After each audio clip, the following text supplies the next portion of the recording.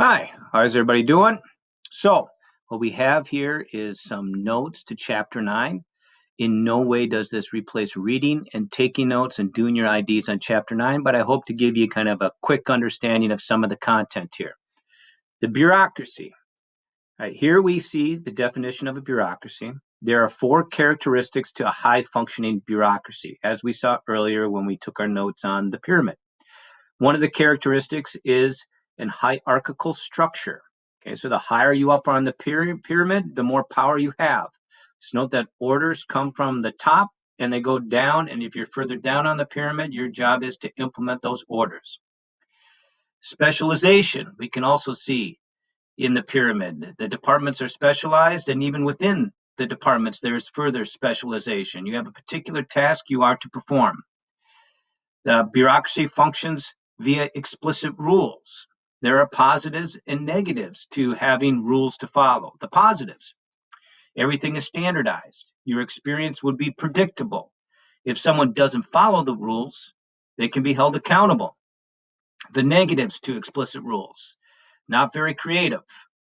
So no creative solutions. If you have an individualized experience or individualized need, there's not going to be a creative solution just for you. There's no individuality in your role. You perform the same functions as everybody else in the same position.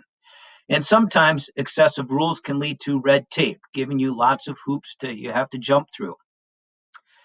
If you don't like the rules, but people are following the rules, or you think the rules are unfair, then there is a lack of accountability because the person you are talking to can always just say, let me transfer you to my boss, and just right up the pyramid you go, with everybody passing the buck to the next higher person.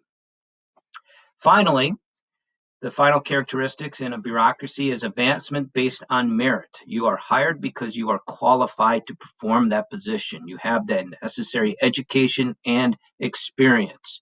And you are promoted to higher positions in the pyramid because you are competent and you've shown competency and leadership ability.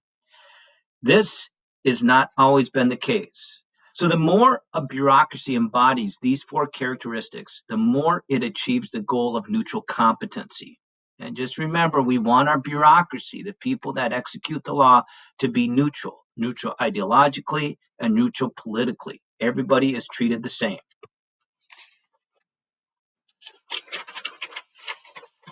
This slide is from the beginning of President Trump's administration. As it says, it's dated information, but it is still a good chart. This is the top of the pyramid, specifically the executive office of the president and the cabinet. The top 3,500 positions are appointed by the president, and of those, roughly 1,200 need Senate confirmation. The difference between the EOP and the cabinet is as such. The EOP advises the president and supports his interests. The cabinet secretaries and the heads of the independent agencies execute the law and often have a loyalty to the mission of the department or agency in which they serve.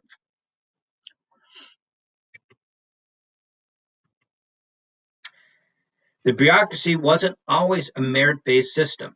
Historically, it was a spoil system. You do not get hired because you were the best qualified, most competent person. You got hired because you helped the president politically. This was called patronage, and it embedded incompetency in the pyramid. There are two specific laws that moved us away from a spoil system and towards a merit-based system: the Pendleton Act and the Hatch Act. The Pendleton Act created the civil service and ensured that employment and advancement would be based on merit. The Hatch Act ensures that federal employees cannot be overtly political, nor can they be pressured or forced to be political. The recent example that is linked here is from the 2018 special election for an Alabama Senate seat. Kellyanne Conway, a federal employee and advisor to the president, discussed why voters shouldn't vote for the Democratic candidate, which was a violation of the Hatch Act. Note, senators, representatives, the president, and the vice president can be overtly political because they are hired by the people in elections. Federal employees are hired to administrate the laws neutrally. The bureaucracy is huge. It's 3 to 4 million employees. The majority of those employees serve in the military service. Oh, actually, I'm sorry, I got that incorrect. The majority are in the civil service, though the military service does make up a large chunk of those employees as well. The first two faces of the pyramid, we saw it. So on those notes that were on the right side of the board, there was the civil service, and then in red was the military service. Speaking of the military service, the highest ranking members of the military are the Joint Chiefs of Staff. When we speak of the executive office of the president, just note they work closest to the president, they advise the president, they support his interests. Some components of the executive office of the president are the White House office, the Office of Management and Budget, the Council of Economic Advisors, and the National Security Council. As far as the executive departments, there are 15 executive departments. The heads of each department we refer to as secretaries, except the head of the Justice Department is called the Attorney General. This is where we see the characteristic of specialization. Each department has a specialized field in which they execute the law. Independent agencies. If they're on the front side of the pyramid, they are designed to be independent from departmental control. If they are on the back side of the pyramid with regulatory commissions, they are designed to be independent of presidential control. And here you see some of the ways in which we ensure independence from the president. Also on the back side, we find government corporations. Congress creates government corporations primarily to provide a good or service that is not profitable for a private business to provide, or is seen as essential to national security. Just think Amtrak and the railroads. It could become essential to national security. The key when looking at these next few slides is to note that our current bureaucracy was created piecemeal, a little bit over time, not all at once. The three oldest departments were created to serve essential government functions. Other departments, such as Interior and agencies, think Social Security Administration, were created as a response to changing national needs. The most recent department, Homeland Security, was a response to our need to combat the global threat of terrorism. Finally, some parts of the pyramid were created to respond to the needs of specific groups. We call these groups clientele groups. The Department of Agriculture is a good example of a department that was created to service a particular group, farmers. It is worth noting that the constitutional principle of separation of powers breaks down or does not apply to the bureaucracies. They exercise all three powers of government. The rulemaking power of the bureaucracy is sometimes referred to as quasi-legislative power, in that they make rules and regulations that have the force of law. These rules and regulations are listed in the Code of Federal Regulations. Every workplace has a culture. A bureaucratic department or agency is no different. Here are the aspects of bureaucratic culture. If you take the FBI as an example, you can better visualize these aspects of culture. A shared belief in the value of your agency's mission. You don't go and work for the FBI unless you value law and order. Agents often dress and act the same. You see them portrayed in movies and on TV, and you can usually pick out who is the FBI agent. They become experts in their field, and over time, they develop pride in their agency. There are positives and negatives to bureaucratic culture. One negative is not listed here on this slide is the development of a specialized language only bureaucrats within the same agency understand. This is called bureaucratese. This specialized language can exist in all professions. For example, in education, we talk about MCAs, ACTs, IEPs, 504s, ADD, ADHD, and OHD to just list a few. It makes it easier for education professionals to talk to each other, but communicating with the people we are supposed to serve, parents and students, can become more difficult. These same aspects of culture that bind an agency together and help it achieve its mission can bring different agencies into competition. This can be a competition for clientele groups, which becomes a competition for resources. The more people you serve, the more likely it is that your agency will be funded. It can also become a competition over specialized responsibilities to the point where there can be duplication. We see this a lot in the military.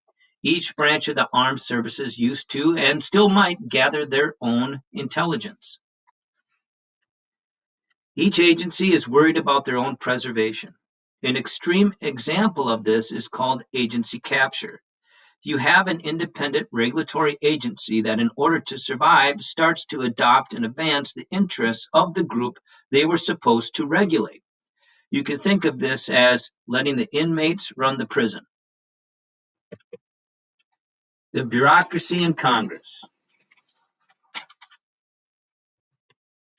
So, this is not the first time we have studied iron triangles and issue networks. Both are theories as to how policy and laws are shaped, crafted, and advanced.